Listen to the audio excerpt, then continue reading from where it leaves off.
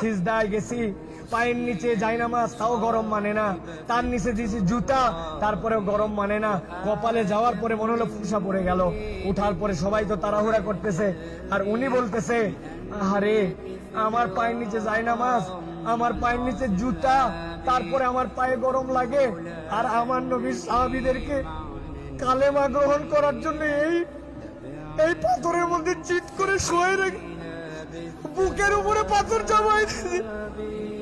আমার নবীর সাহাবীদেরকে পাগলা উটের পিঠে বেঁধে এই মক্কার অলিগলিতে টেনে ইচড়ে বেড়াইছে। এই জায়গাতে তাদের বুকের উপরে পাথর চাপায় আগুনের মধ্যে দিয়ে দিছে। তাদের রক্তের বিনিময়ে ইসলাম পাইছি।